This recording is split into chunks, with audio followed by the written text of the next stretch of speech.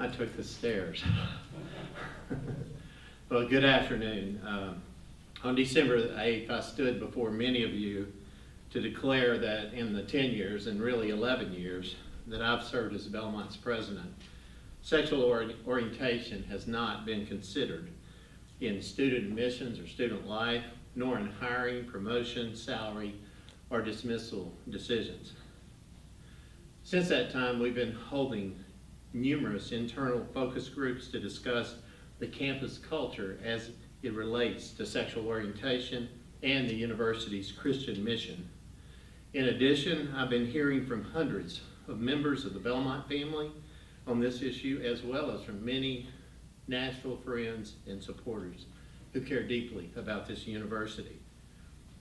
Today, our Board of Trustees met and affirmed officially who we are and who we will continue to be.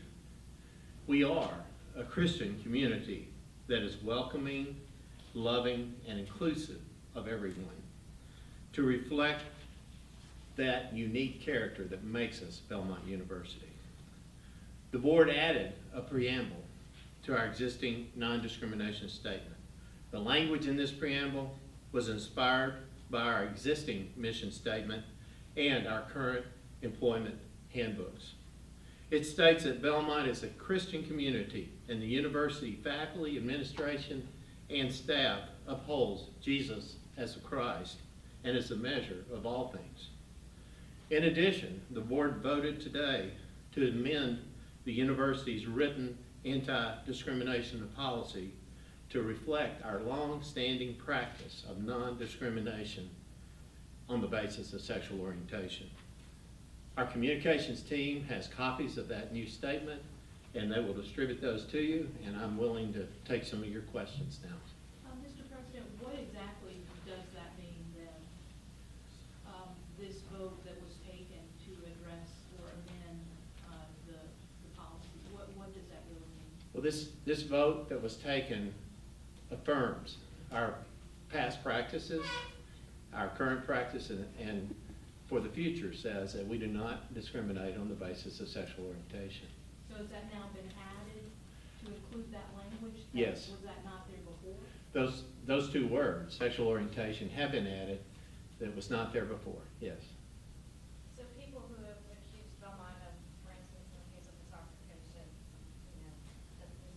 that did not have anything to do with, she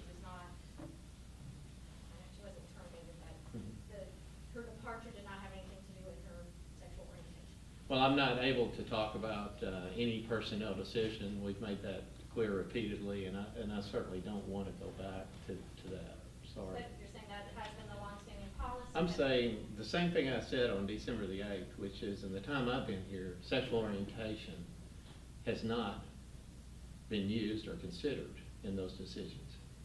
So you haven't reached out to Lisa Howe or talked to her since that? I've not. Do you plan to? I haven't thought about that. So what does this mean going forward then? Does this mean the policy is more clear, more inclusive? I mean, does it change things from your perspective? Hopefully it clarifies things for the people in the community. It's always been clear to me, and now I think it's going to be clear to all of us at Belmont. I think on an ongoing basis, our work's not over. I think we need to continue some discussions that we've had. The focus groups that I was a part of have given me additional insight into the thinking of our students, the thinking of our staff and faculty, and the thinking of our alums. And that needs to keep going so that we can have those conversations. Dr. Fisher, can you talk at all about whether this in any way is a reaction to the Metro bill? Yeah, I can tell you specifically and directly from the conversations with our board today, this is not about any Metro action. This is about Belmont and who we are and who we want to be and what we think of one another. A number of religious institutions, Christian institutions will have similar policy, but would, not only orientation, but would have expectations for sexual practice, being in partnerships and those kind of things. How does Belmont view those, the practice, not the orientation? Well, I would invite you to do the same thing I do, which is read our student and faculty and staff handbooks, and they describe all of those guidelines, and beyond that, I wouldn't want to speculate as to hypotheticals about a situation or another situation. But I will tell you over the time, that any university administrators in a role, you have to make some important decisions about behavior, but that's not what we're talking about today. Do you think all of this discussion is gonna have any bearing on how comfortable gays or lesbians feel at this school and on this campus? Well, I think in these focus groups that we've had, I think I can generally share with you, one of the questions we asked every group was, do you think Belmont is a welcoming place to everyone? And overall, the response, especially from the students, was up until December I did. And then I got confused. And that's why we're trying to make it as clear as we can, because we think we should, on behalf of our students, be clear as to how welcome and how much we value them in our community. Is it as easy a decision for your board members as it is for you to include sexual orientation in your non-discrimination practice? Or, is there some debate amongst board members and maybe even alumni? I walked out of that room right there today feeling more supported and encouraged by my board on this issue than any issue I've ever dealt with at Belmont. Are openly gay people welcome to work here and students be here, people who are openly gay? Yeah. I would put that into the hypothetical category. I mean, is that lifestyle Yeah. acceptable to be openly outward? I'm here today to talk about a policy that's been adopted, and the implementation of that policy will unfold over time, and those conversations will be ongoing within our campus community. So that sounds to me, though, that you're being a little ambiguous about That what's really happening here. Well, there's nothing ambiguous about what happened today with our board. It was clear, it was decisive, and it is a policy decision, and I'm not willing to play the hypothetical. So you're saying that you want to be tolerant of people with different sexual orientations, yet you won't tell us if people are allowed to be openly gay and work here? I'm not responding. I'm not, you can go ahead and ask that about 3 more times and the same answer every time. I'm just giving you an opportunity Yeah. to be No, transparent. Yeah. Well, thank you so much. Yes. You mentioned the student handbook. The student handbook bans sexual relationships outside of marriage. So how does this policy affect that? Since gay people can't get married, so that they can't have sexual relationships. Is what you're That saying? policy applies to our students. Well, And our work is not done here. We have, if you'll go to our website, you can find that every place there's an anti-discrimination statement. Now the word sexual orientation has been added, and that's probably about 5 times, and that includes students, that includes faculty and staff. Has homosexual practice been part of the employment or firing decisions from Belmont? Again, I'm not here to discuss that because of the assumptions that people might make based on the answer. You Sorry. said that sexual orientation didn't, but It- it was asked about sexual practice, did it? It is not, in my experience.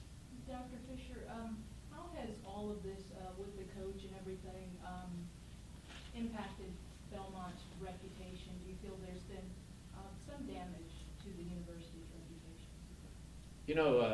I'm pretty much, we spent a lot of time building Belmont, but we never build it based on how other people see it. We just build it the way we want to build it. And others will see what they want to see in us, and I'm very comfortable with where we are. Certainly, it's been a difficult time. Could you talk about a little bit how the non-discrimination policy fits into the Christian ethic of the university?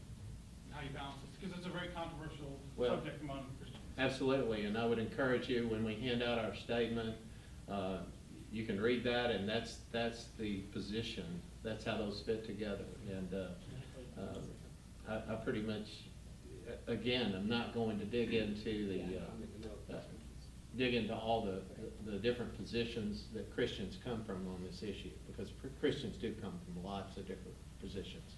Do you think these changes would have taken place had this situation with the soccer coach not happened, had the media not picked up on the story? Do you think that we would be sitting here today talking with you? When you say changes, maybe as far as a written policy and calling you together to communicate this, we're affirming what we've been doing for a long time, and that's the message. Dr. Fisher, how do you think this will, Okay. how do you think this will relate to, or does this have any effect on the recognition of the Bridge Builders Group at Belmont? Is that something we can expect to hear something about? I've met with the bridge builders a couple of times in the last month. Met with them just before the leadership team, before they went home for Christmas. I met with the bridge builders group last week. Bridge builders in the process of revising their application, and there is a standard process for that, and I think the deadline maybe is sometime in February for them to resubmit that. It's my understanding they intend to do that, and we'll see where that goes from there. Sure. Has Belmont faced any fallout from alumni or donors because of this issue? A lot of people disagree on this issue. But as far as donations or anything?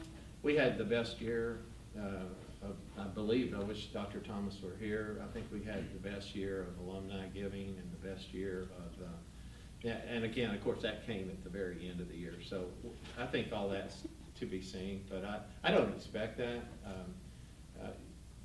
I think a lot of people would be surprised at the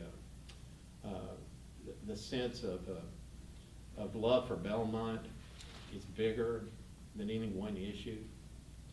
When you talk about adding the word sexual orientation to these policies, does Belmont's interpretation of that policy include gender identity? How inclusive? We did not consider that. We used sexual orientation, and at each place where that has been inserted into it, I'm getting a signal. So, Dr. Fisher? One or two more. It sounds like maybe there's been a wording change, but not necessarily a huge policy change. Maybe two words have been interjected. When you're affirming what you've been doing, it's not a big change. Yeah. But some people would say the university hasn't. Some people don't that know stance. the university as well as other people know it. And I would think that what we're doing today is what I stood and said in December, that in my experience here and under my leadership, and I think it may go further, but we won't involve that has not been an issue at Belmont, and it won't be in the future.